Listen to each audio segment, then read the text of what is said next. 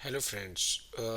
हमने last lecture में local variables, instance variables और जो स्टैटिक वेरिएबल्स थे उनके मतलब स्टडी किया था। अभी हम इस लेक्चर में भी जो रिमेनिंग पार्ट है इंस्टेंस और स्टैटिक वेरिएबल्स का उसको कंप्लीट करेंगे। तो लेट्स स्टार्ट। फॉर एग्जांपल हम दो जो इंस्टेंस वेरिएबल्स हैं वो डिक्लेयर करते हैं आई और जे, और जिनकी इनिशियल वैल्यू जो है वो 10 और 20 है। हम दो जो है ऑब्जेक्ट्स क्रिएट करेंगे और फिर इंस्टेंस वेरिएबल्स का डिफरेंस जो है वो देखेंगे कि वो कैसे मेमोरी एलोकेशन करते हैं। तो लेट्स क्रिएट फर्स्ट ऑब्जेक्ट। जैसे ही हम फर्स्ट ऑब्जेक्ट क्रिएट करेंगे ऑब्जेक्ट वन के नेम से, तो उसमें वेरिएबल जो इंस्टेंस वेरिएबल आई और जे है इज इनकी एक कॉपी जो है यहाँ पे आ जाएगी। ये वेरिएबल आई है, ये जे है, और उसमें जो इनिशियल वैल्यू 10 है वो इधर आ जाएगी और 20 वैल्यू जो है वो इधर आ जाएगी। ये एक कॉपी जो है आई और जे की हमारे पास आ गई। अब हम एक और ऑब्जेक्ट क्रिएट करते हैं, ऑब्जेक्ट जो है टू। अब सेम कॉपी जो है आई और जे की इधर भी आ गई है हमारे पास। लेट्स सपोज हम आई की वैल्यू ऑब्जेक्ट वन के रेफरेंस की हेल्प से आई की वैल्यू चेंज कर देते हैं। तो इट मीन्स अगर हम ये वैल्यू चेंज कर रहे हैं तो ये ऑब्जेक्ट वन है तो इसमें ये जो है 10 ये रिप्लेस हो जाएगा 30 के साथ। और ये जो आई है ऑब्जेक्ट टू के अंदर, ये चूंकि एक सेपरेट कॉपी है तो इसके ऊपर कोई इफेक्ट नहीं आएगा, ये इसकी वैल्यू जो है 10 ही रहेगी। तो ये 30 से हमारे पास वैल्यू जो है वो रिप्लेस हो गई। Let's change value of object two और जे। अब हम क्या करेंगे, जे की वैल्यू जो है वो यहाँ पे चेंज करेंगे, 20 को चेंज करेंगे विद 40। तो अब जो ऑब्जेक्ट टू के अंदर जे इंस्टेंस वेरिएबल्स की जो कॉपी पड़ी है, अब वैल्यू सिर्फ इधर चेंज होगी, इधर उसका कोई इफेक्ट नहीं आएगा। तो अब यहाँ पे वैल्यू चेंज हो जाएगी। तो इट मीन्स यहाँ पे हमारे पास जितने भी आप ऑब्जेक्ट्स बनाएंगे तो हर ऑब्जेक्ट के अंदर इंस्टेंस वेरिएबल्स की एक एक कॉपी जो है वो चली जाएगी, और जिस ऑब्जेक्ट का रेफरेंस यूज़ करते हुए आप वैल्यू चेंज करेंगे वो चेंज सिर्फ उसी ऑब्जेक्ट में अप्लाई होगी, दूसरे ऑब्जेक्ट के अंदर वो अप्लाई जो है वो नहीं होगी। तो इसको हम प्रैक्टिकली देखते हैं। फॉर एग्ज़ाम्पल ये हमारे पास जो है वो हमने दो इंस्टेंस जो वेरिएबल्स हैं आई और जे जिनकी इनिशियल वैल्यू ये है वो हमने क्रिएट किए। अब दो ऑब्जेक्ट्स बनाए, अब दोनों ऑब्जेक्ट्स के अंदर जो है इनकी एक एक कॉपी जो है वो हमारे पास आ जाएगी। ऑब्जेक्ट आई और जे जब हम प्रिंट करेंगे तो ये दोनों जो हैं ये 10 और 20 ही 10 और 20 प्रिंट करेंगे। फिर हम क्या करेंगे, इनकी वैल्यूज़ को चेंज कर देंगे। ऑब्जेक्ट वन में आई की वैल्यू को हम 10 से 30 कर देंगे और जे की वैल्यू को 20 से 40 कर देंगे। तो उसके बाद जब हम इनको प्रिंट करेंगे तो ऑब्जेक्ट वन के अंदर आई की वैल्यू चेंज हो जाएगी और ऑब्जेक्ट टू के अंदर जो है वो जे की वैल्यू चेंज हो जाएगी। इसको रन करके देख लेते हैं।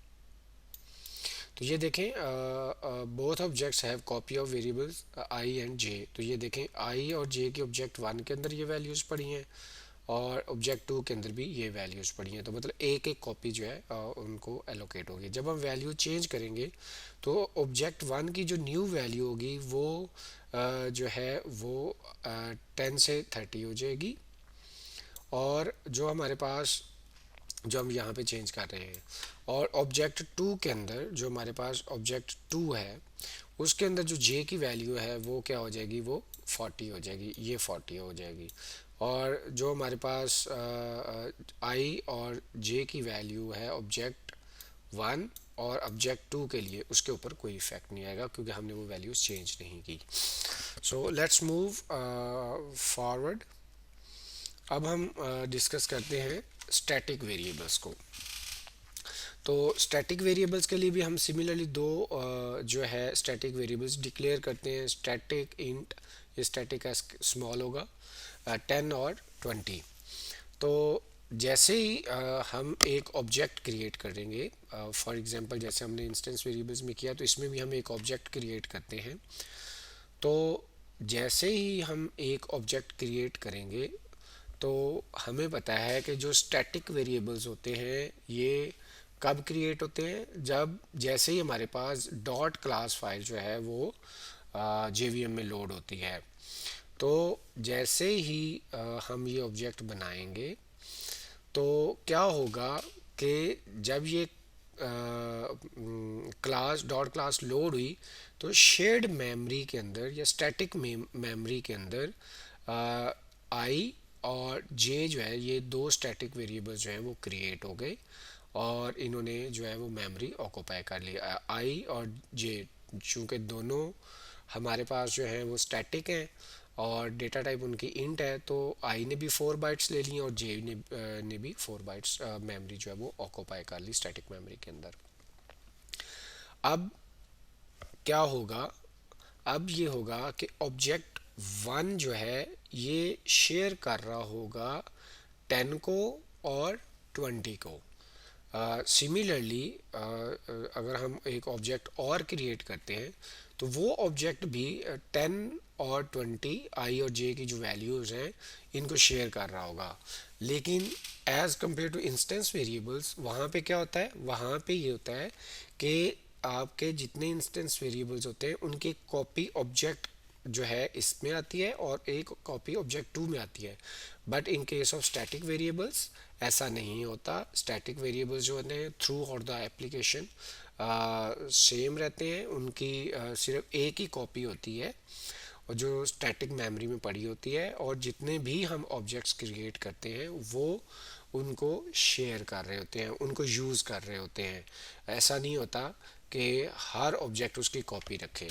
तो स्टैटिक वेरिएबल्स में हमारी टोटल जो मेमोरी है वो यूज़ हो रही है 8 बाइट्स।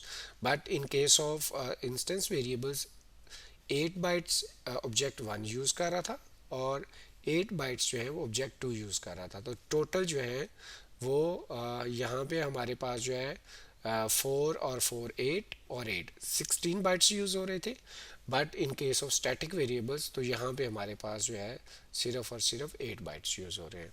तो अब इसके हम प्रैक्टिकल एग्जांपल भी देख लेते हैं, जो अभी हमने कहा इसकी एग्जांपल देखते हैं। तो ये इंस्टेंस वेरिएबल्स जो हमने बनाए थे इसको मैं कमेंट कर देता हूँ,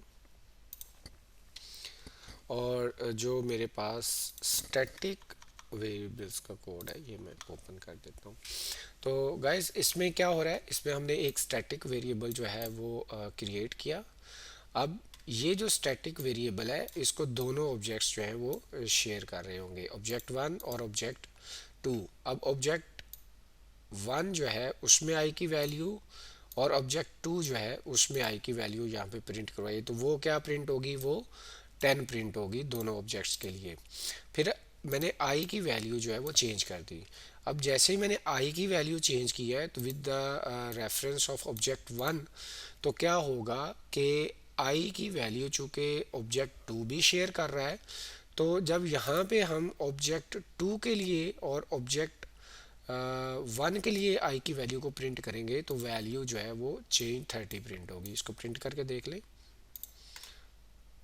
तो ये देखें, ये चेंज से पहले ऑब्जेक्ट वन और ऑब्जेक्ट टू दोनों जो है स्टैटिक वेरिएबल आई की वैल्यू 10 है। जब वैल्यू आई की वैल्यू मैंने with the reference of object one change की, तो उसकी वैल्यू 30 हो गई। लेकिन जब मैंने उसको ऑब्जेक्ट टू के रेफरेंस से प्रिंट करवाया, तो उसकी वैल्यू 30 वहाँ पे पड़ी हुई थी। तो इट मीन्स कि आई अगर जो हमारे पास स्टैटिक वेरिएबल है इसको दोनों ऑब्जेक्ट्स जो हैं वो शेयर कर रहे हैं। अगर हम किसी भी ऑब्जेक्ट के रेफरेंस से इसको चेंज करते हैं, तो उसकी रिफ्लेक्शन जो है वो दूसरे ऑब्जेक्ट के ऊपर भी इफ़ेक्ट करती है। Thank you guys. Hope so ये काफ़ी इंफॉर्मेटिव लेक्चर आपके लिए रहा होगा। तो mostly instance variables, local variables और स्टैटिक वेरिएबल्स के इंटरव्यू के अंदर भी बहुत ज़्यादा क्वेश्चंस पूछे जाते हैं। तो अगर आपको किसी भी जगह पे कोई कन्फ्यूजन हो, तो आप कमेंट्स कर सकते हैं मुझे कमेंट बॉक्स के अंदर। Thank you so much.